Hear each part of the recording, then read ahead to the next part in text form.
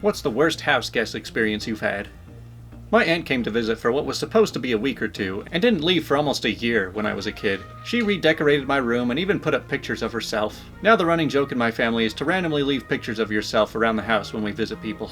So I guess this is just people's way of marking their territory. Kinda like when animals like to go to the bathroom places. He cranked my dad's speakers up to the max and blew them. They were from the 70s, so impossible to replace or repair. Then he clogged our toilet, grabbed a bunch of grandma's quilts to sop up the water. He then tried to stop the water by violently shaking the tank, cracking the bowl and dislodging it from its base. In a panic, he tried to bolt from the house. His wet feet slipped on the wood floor and he crashed into a wall, leaving a nice body-sized impression. That's how my brother's friends was barred from the house. You know that old saying, this is why we can't have nice things? I bet that kid hears that a lot at home. My uncle and his wife came to stay for a while. They got my room and I slept on the couch for a few months.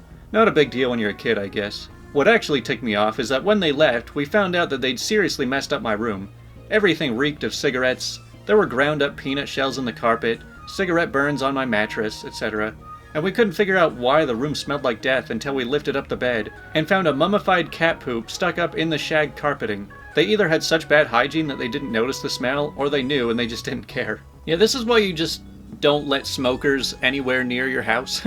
Like, it's bad enough when they just smell like it inside your house, but like, if they're gonna be smoking in your house, just make them leave. Housemates had people come over, order a pizza, decide they didn't want it, and refuse to answer the door so they didn't have to pay. At 4 a.m. The pizza guy could hear them through the door, so he kept knocking louder and louder. I eventually went to the door and opened it, then explained to the pizza guy what was going on, so they didn't blacklist the property, and force them to pay. As they were packing to leave the next day, I noticed them trying to take some of the extra PS4 controllers by sneaking them into their bag. I'm normally an introvert, but already being cranky from no sleep, I lost my crap at that point, called them a disgusting thief and told them to GTFO.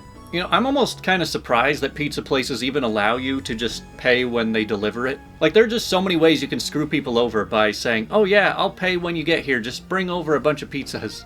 That would be the girl visiting my sister-in-law who decided it would be funny to repeatedly prank call 911.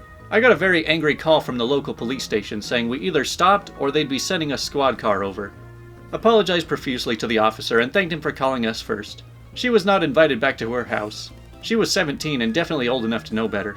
I'm not sure if that was a typo and they meant to say she was not invited back to our house, but maybe she's just homeless now. My dad owned a business his whole life and was in the process of hiring new installers. One applicant came in from out of town and my dad, being the kind man he was, offered for him to stay in our home. When the morning came, the man went to take a shower. My parents heard the water turn on and it stayed on for a really long time. After an hour and a half of running water, my mom made my dad go check on him.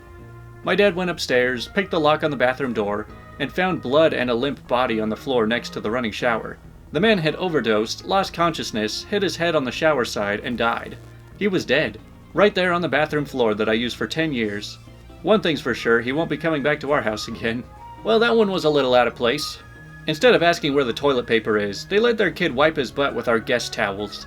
Well, hey, now when they ask for towels to take a shower, you say, oh, well, you're in charge of the guest towels, so. Sister-in-law house sat when we were out of town. There were tons of disrespectful presents left for us. A cookie-cum trail of condom wrappers, which led to an actual used condom? Like, what the?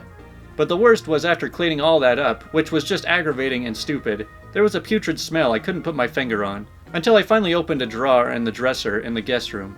She had left a takeout container in there. Half an omelet that had gone rancid.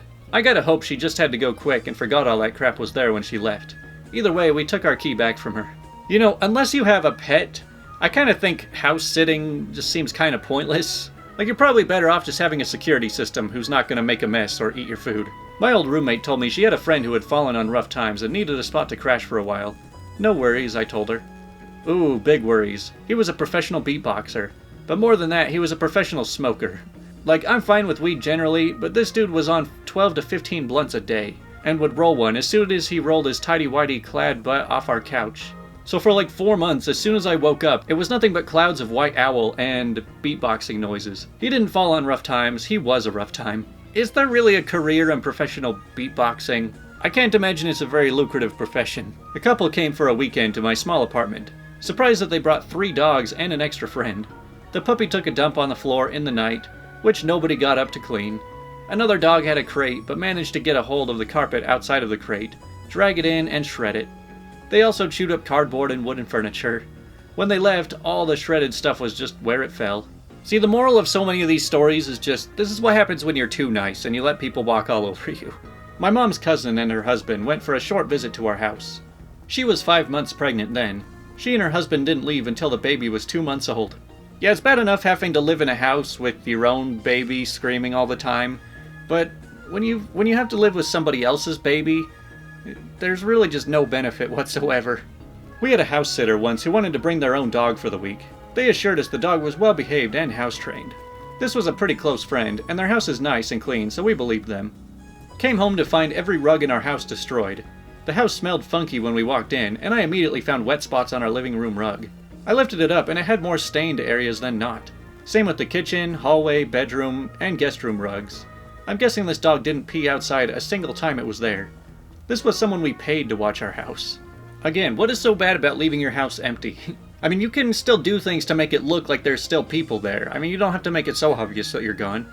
My parents came over and started snooping through my closet while I was making tea. They found some sex toys and proceeded to get mad at me for having them. In my own house. In my own bedroom. They wouldn't have found them if they would have behaved like normal people.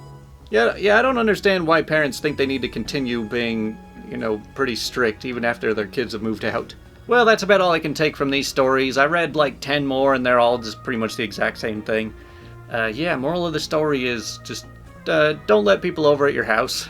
Just get yourself a cat and you and that little needy monster can just live in peace.